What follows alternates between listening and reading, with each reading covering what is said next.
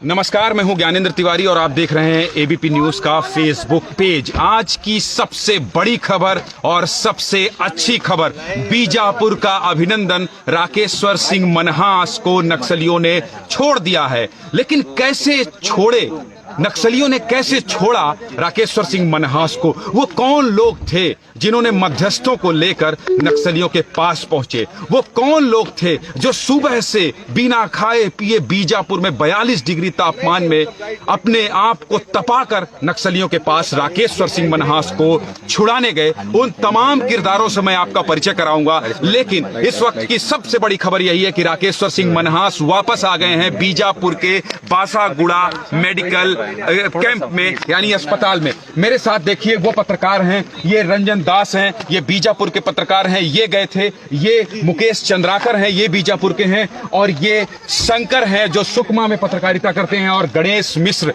जो कि ABP news में सबसे पहले इन्होंने मनहास की तस्वीर दिखाई थी। इन किरदारों से आपको परिचित होना इसलिए बहुत जरूरी है क्योंकि ये वही हीरो हैं, ये वही बस्तर के पत्रकार हैं जो दिन रात यहां कम नेटवर्क में, कम संसाधन में काम करते हैं और आप तक वो खबर पहुंचाते हैं। सबसे पहले मैं बात करना चाहता हूं गणेश से। गणेश के पास लगातार फोन आ रहा है कि गणेश ये बताइए सूचना कैसे मिली और फिर कैसे पहुंचे? सबसे पहले बताइए फोन कैसे आया? 3 अप्रैल की बात है जब एक मुठभेड़ हुआ था। सबसे पहले 2 जवानों के शहीद होने की बात आई, जिसके पश्चात जब ऑफिशियल आंकड़ा जो आया उसमें 5 जवान शहीद हुए, ये हमें ऑफिशियल आंकड़ा मिला था। परंतु इस पूरे मामले में जब हमारी टीम, मेरे साथ जो है मुकेश है, रंजन है, चेतन है, भाई शंकर है, जब हम सुबह ग्राउंड रिपोर्ट के लिए वहां गए तो हमने देखा कि वहां पर 20 जवानों के शव वहां पर बिखरे पड़े हुए थे। अब जब हम उस पूरे ग्राउंड में पूरे रिपोर्टिंग करके जब वापस बीजापुर लौटे तो देर शाम हमें एक खबर मिलती है कि एक जवान अभी भी मिसिंग है। जो जवान मिसिंग है तो उसकी तलाश शुरू हुई। तो उसके दूसरे दिन यानी कि 5 अप्रैल को एक फोन आता है माओवादियों की ओर से, अननोन नंबर से, और यह बताया जाता है कि लापता जवान नक्सलियों के कब्जे में है। और उसके बाद फोन कट हो जाता है, परंतु उसके पहले यह जरूर सूचना दिया जाता है कि जवान जो है सुरक्षित है और हल्का उसे चोट लगा था जिसका इलाज कर दिया गया है। उसके पश्चात दूसरे दिन पुनः क्या हुआ? सबसे पहले जब आपके पास फोन आया तो नक्सलियों ने क्या कहा? नक्सलियों ने बस इतना कहा था कि जो लापता जवान है वो उनके कब्जे में हाँ, और सुरक्षित है, घायल है हल्का, उसका इलाज कर दिया गया है। ये पहला फोन जब नक्सलियों का आया था उस समय की बात है। मुकेश, फोन आया यहाँ तक ये बता दिए, फोन आने के बाद आप लोगों ने क्या तैयारी की, कैसे लेकर गए? जी देखिए, आपको बता दूं कि माओवादियों द्वारा एक प्रेस नोट भी जारी किया गया था जिसमें सरकार ये कहा गया था कि सरकार द्वारा एक मध्यस्थता के लिए टीम तैयार की जाए। इसके बाद हमने आईजीपी सुंदर राज बस्तर रेंज से संपर्क किया, उन्हें इस बात की जानकारी दी, जिसके बाद जो है 2 सदस्यीय टीम तैयार की गई, जिसमें एक धर्मपाल सैनी जी हैं और दूसरे जो है बुर्रैया तेलम रहे हैं। और इसके बाद 5 तारीख को फोन आया माओवादी संगठन द्वारा जिसमें यह कहा गया कि आप लोग जो है जोन्नागुड़ा, जो कि घटना स्थल रहा है जहां ये पूरा एनकाउंटर हुआ था जिसमें 22 जवानों ने अपनी शहादत दी थी देश के लिए, 31 जवान जख्मी हुए थे, उस जगह पे हमें बुलाया गया और उस जगह पे हम जो है ये मध्यस्थता वाली जो टीम रही है इसे लेकर पहुंचे, जहां से करीब 15 किलोमीटर दूर हमें ले जाया गया, जहां 35 से 40 माओवादी थे पामेड एरिया कमेटी के, और 40 माओवादी थे। मुकेश, बहुत अहम बात कर रहे हैं। शंकर, आपकी एक फोटो वायरल हो रही है जिसमें आप जवान को बैठा कर लेकर आ रहे हैं। जब वहां पहुंचे तो कितने घंटे इंतजार करना पड़ा और फिर आपको तब वो आपके हाथ में आए और बाइक में बैठा कर आप वहां से निकले? देखिए, हमारी पूरी टीम मौके से वहां पहुंची हुई थी। वार्ता के लिए भी काफी समय लगाया गया था क्योंकि वह इलाका ऐसा इलाका है, काफी कोर इलाका माना जाता है। ऐसे में माओवादी हमेशा से बात की जाए तो कोशिश यही करते हैं, या मीडिया की टीम पहुंचती है या वार्ता की टीम पहुंचती है, तो हमेशा से इस बात को लेकर के वे पहले क्लियर करते हैं कि माहौल कैसा है। ऐसे में वार्ता के लिए काफी समय लग गया था। जैसे ही वार्ता हो जाता है, करीब घंटों का समय इंतजार करना पड़ा था। वार्ता जैसे ही हुआ, वार्ता के बाद हमने जवान को वहां से, क्योंकि वहां पर स्थितियां ऐसी भी बन रही थी कि जो ग्रामीण है, काफी ग्रामीणों में आक्रोश भी देखने को मिला था। आक्रोश देखने को मिला था। रंजन, ये बताइए मुझे कि आप लोगों ने कैसे तय किया कि 7 पत्रकार जाएंगे? 7 पत्रकार, ये मतलब आप लोग आपस में क्या बातचीत किए? देखिए, इस टीम को पूरी लीड करा था गणेश मिश्रा, और गणेश मिश्रा ने तय किया कि हम उस इलाके में 2 से 3 बार रिपोर्टिंग लगातार कर रहे थे, तो इस इलाके से वाकिफ होने के बाद हमें लगा कि हम अगर वहां जाएंगे तो हमें किसी तरह की दिक्कत नहीं होगी। तो हमने गणेश मिश्रा के साथ बैठ के ये तय किया कि हमें निकलना है और और आज सुबह 4 बजे ही हम बासागुड़ा से तरेम और तरेम से फिर जंगल की ओर रवाना हो गए थे। 4 बजे, सुबह 4 बजे। सोचिए, बस्तर के पत्रकार हैं। मैं बार बार इसलिए कह रहा हूं कि जब सरकार किसी बहुत बड़ी मुसीबत में फंसती है तो मुकेश, रंजन, गणेश और युकेश जैसे पत्रकार ही सामने आते हैं और ये जवान को छुड़ा कर लाते हैं। युकेश, मुझे ये बताइए कि जब आप वहां पहुंचे तो क्या क्या माहौल था और क्या बातचीत हो रही थी? मैं अभी गणेश ने मुझे एक वीडियो दिया जिसमें राकेश्वर सिंह धन्यवाद कह रहे हैं। ये पूरा घटनाक्रम क्या था, बताइए जरा दर्शकों को। जी देखिए, अगर आप घटनाक्रम की बात करेंगे, उस जगह के माहौल की अगर बात करेंगे, तो जब हमने पब्लिक को देखा तो वाकई हमारे भी होश फाख्ता हो गए थे कि एक तरह से जब वो जन अदालत जब लगाते हैं तो जन अदालत लगाने वाली बात जब आती है तो वहाँ पर भीड़ देखने को मिलती है। और अगर आप भीड़ की बात करते हैं तो ये मानकर चलिए कि जन अदालत में कोई भी फैसला हो सकता है, क्योंकि पहले बड़ी बात कह रहे हैं युकेश की जन अदालत यानी 2 से 2.5 हजार, मैं गलत तो नहीं हूँ? लगभग सैकड़ों की संख्या में वहाँ पर 20 से अधिक ग्राम, लगभग 2 से 2.5 हजार। ये युकेश क्या बात कर रहे हैं? युकेश जो बात कर रहे हैं मैं उसको बढ़ाना चाहता हूं। युकेश कह रहे हैं कि जब जन अदालत लगती है तो वहां किसी भी तरह का फैसला हो सकता है। मैं बार बार इसलिए इस बात को गंभीर कह रहा हूं क्योंकि जन अदालत लगाई गई थी। फिर क्या बात हुई युकेश? जब हमने देखा कि कहीं कोई जन अदालत तो नहीं है और उसके बाद जवान को जब छोड़ने की बारी आई तब जवान को पहले तो वहां पर अपनी बात रखने का मौका दिया गया और जब पब्लिक से बोला गया कि आप क्या कहना चाहते हैं, आप क्या कुछ पत्रकारों से कहना चाहते हैं, तो उन्होंने एक गंभीर चीज हमारे लिए तो संकट हो गया है कि उन्होंने कहा कि आप जवान को जिस तरह माओवादियों के चंगुल से छुड़ा के ले जा रहे हैं, अगर मानकर चलिए कोई ग्रामीण कल को पुलिस गिरफ्तार करके ले जाती है तो आपको छुड़ा कर लाना होगा। पत्रकारों के बीच जो संकट की बात कर रहे हैं युकेश, अब सोचिए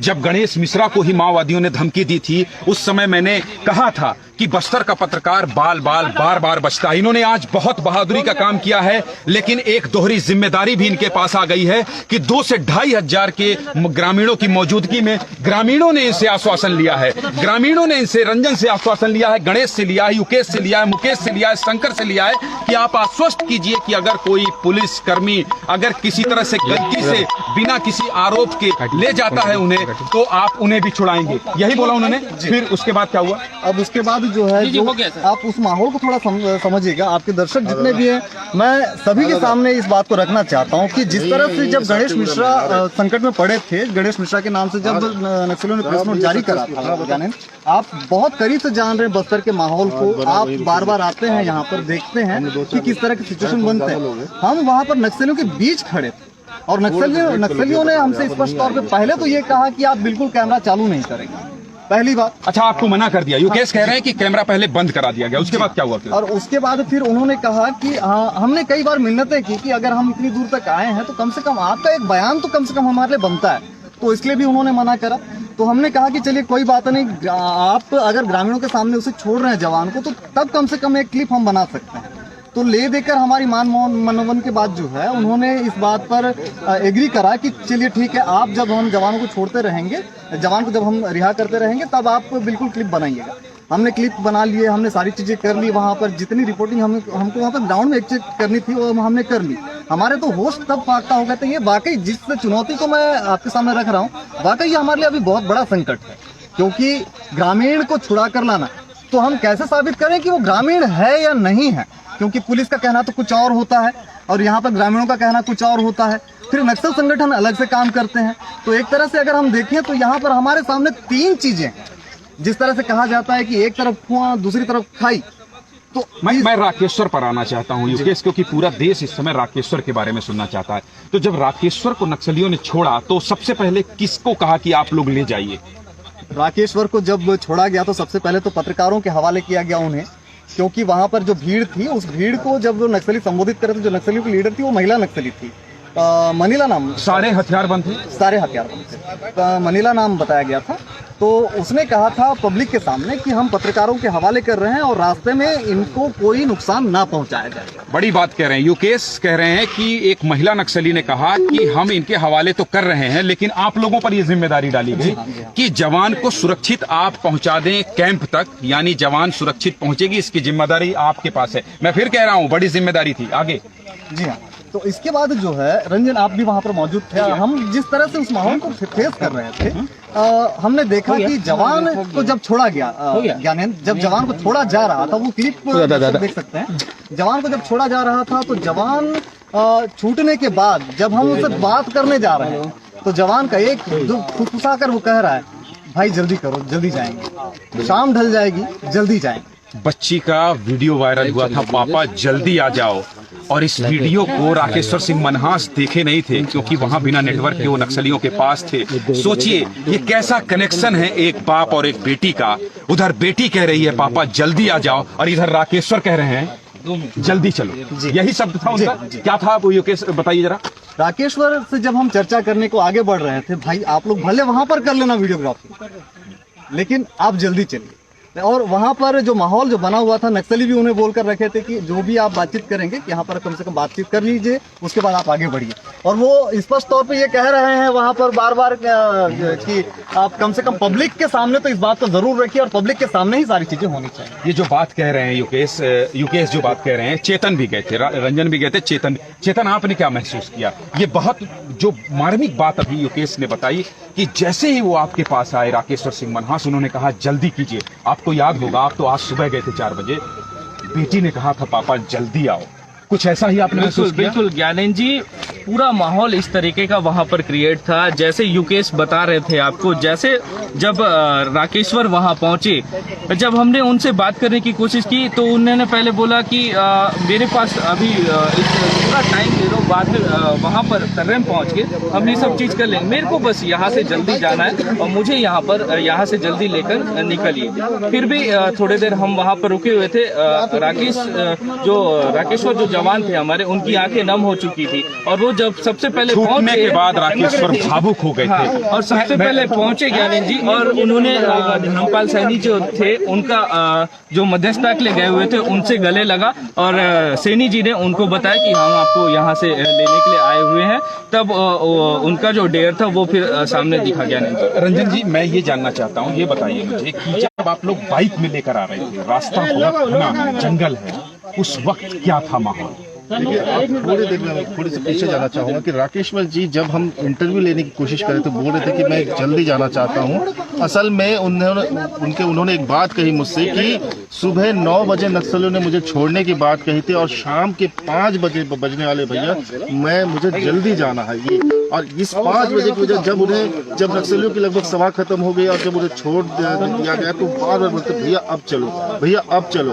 खाना वाना मिला था? नहीं, उन्हें सुबह एक बार खाना मिला था, लेकिन जब मैंने कहा कि भैया अब हमें फाइनल चलना चाहिए तो उन्होंने बिल्कुल देरी न करते बैठे। और लेकिन बैठने के बाद हमें एक डर जरूर सता रहा था, क्योंकि हम जिस परिवेश से निकले थे। मैं आपको एक गोपनीय बात बताऊं कि बैठक के बीच में अंतिम चरण में जब बैठक थी तो ग्रामीण अचानक से जवानों पे फिर जिस तरह का उनका आक्रोश होता है वो आक्रोश आया, तो हमें भी थोड़ा डर लगा। ग्रामीणों का आक्रोश जी कि माओवादियों का नहीं छोड़ना है, आप गलत कर रहे हो, इस तरह की बात ग्रामीण। रंजन जो बात कह रहे हैं इस पर मैं इसलिए जोर देना चाहता हूं क्योंकि ग्रामीण कह रहे थे कि इन्हें मत छोड़िए, यही बात है, इन्हें मत छोड़िए। मैं फिर से पूछ रहा हूं, रंजन बहुत बड़ी बात कह रहे हैं कि 2-2.5 हजार ग्रामीण जिसे जन अदालत कहते हैं वहां पर ये कह रहे थे मत छोड़िए। सोचिए कुछ भी हो सकता था। जो बात रंजन कह रहे हैं कि जन अदालत लगाई गई थी, 2-2.5 हजार ग्रामीण थे जैसा कि वीडियो में एबीपी न्यूज लगातार दिखा रहा था, और वहां ग्रामीण कह रहे थे इन जवानों को मत छोड़िए। फिर क्या हुआ? फिर